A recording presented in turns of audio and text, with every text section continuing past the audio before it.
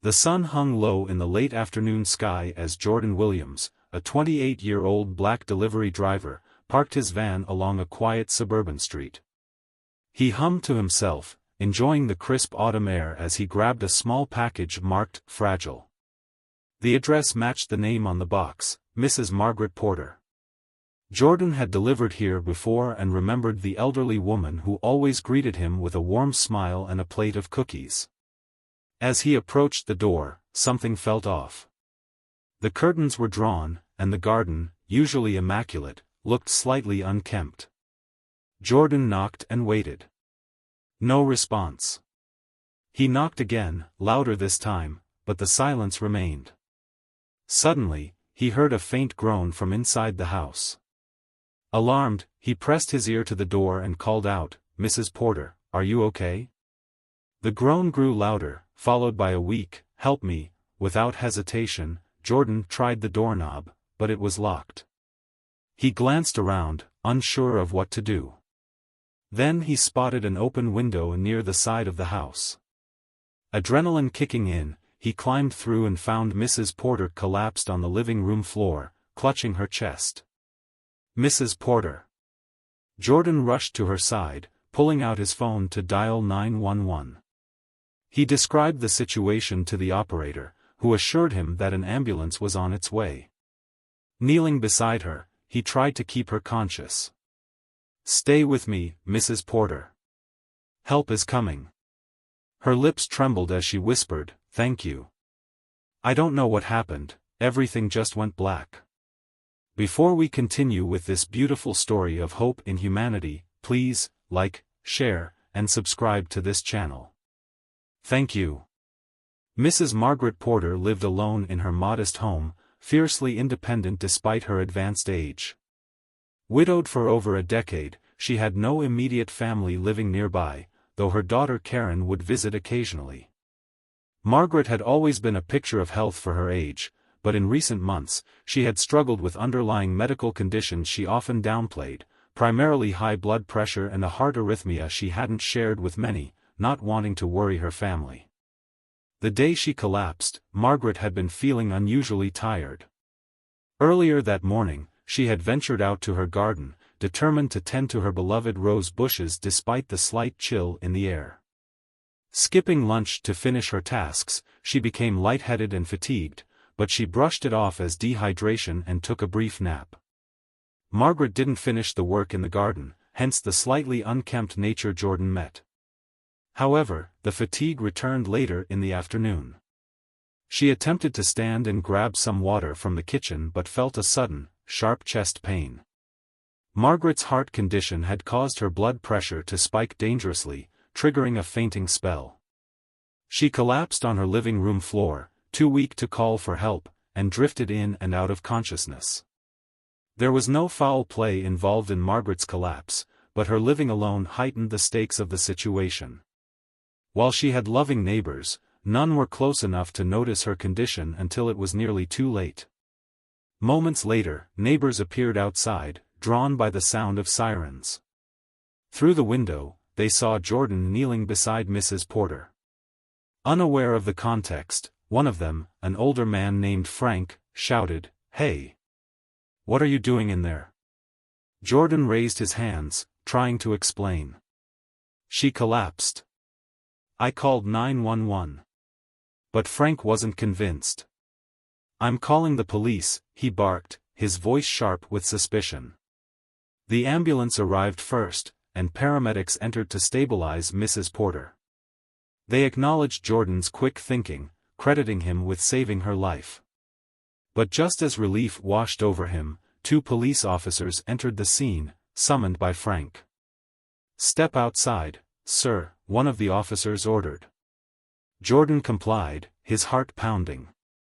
Frank and a few other neighbors stood on the lawn, accusing Jordan of breaking in. "We don't know this guy," Frank declared.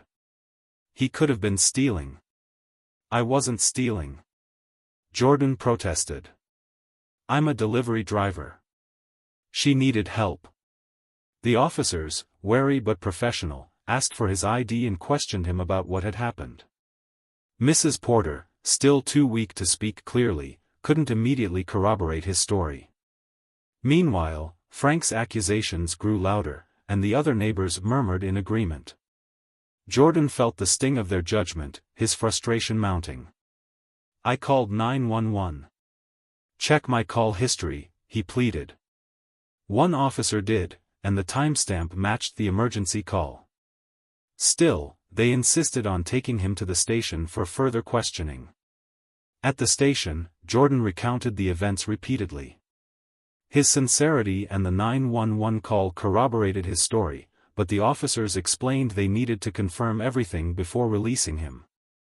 Hours passed before Mrs. Porter, recovering in the hospital, finally clarified what had happened.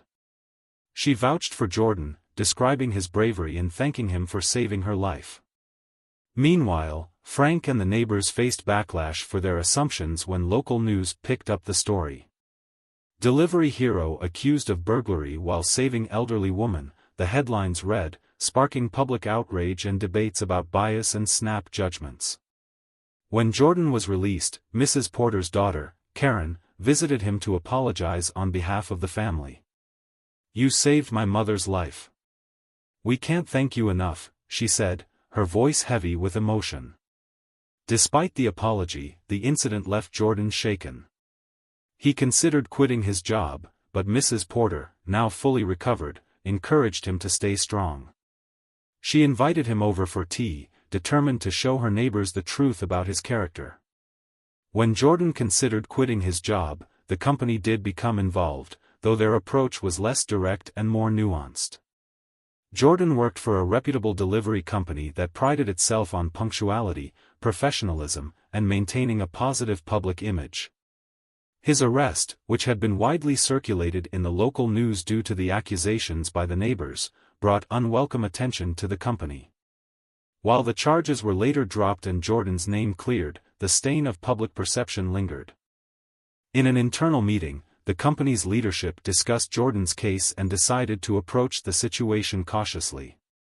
They reached out to Jordan for a meeting with human resources and his supervisor. During this meeting, they expressed concerns about how his involvement in the incident might affect the company's reputation. While they did not explicitly threaten to fire him, the undertone was clear: the company valued its public image above all, and any further controversies might lead to disciplinary action. The pressure from this meeting weighed heavily on Jordan. Despite being innocent, he felt that his employer was subtly blaming him for the fallout of a situation that was beyond his control. This added to the emotional toll he was already experiencing from the arrest and public accusations. Jordan, who took great pride in his work, felt alienated by the lack of understanding and support from his employer. Ultimately, the company did not take any formal action against Jordan, but their lukewarm response left him questioning his place within the organization. The lack of a strong defense from his employer made him feel expendable, further fueling his contemplation of leaving the job altogether.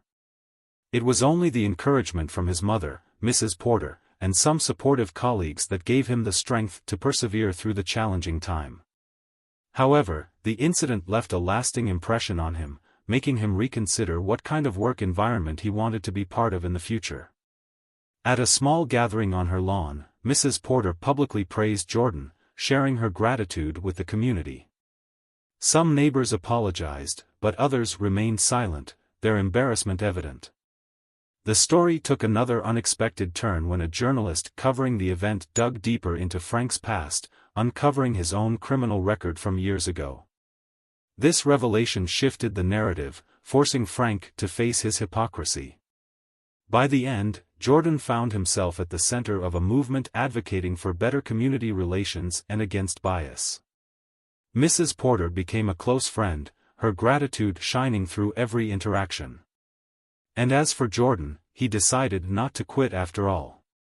Instead, he used his experience to inspire others, proving that even in the face of adversity, doing the right thing always matters.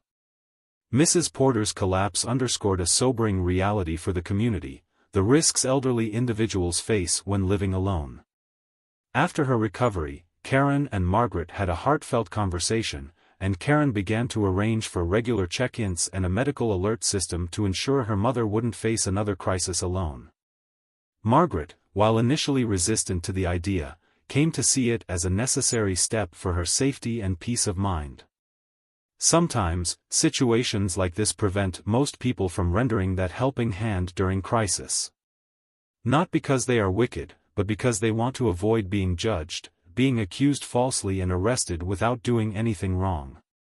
There is need for us to do better as a people. Thank you for watching. Please, like, share, and subscribe to Home of Stories TV. And do not forget to turn on the notification bell for more inspiring videos. Drop your comments below, let us know your thoughts.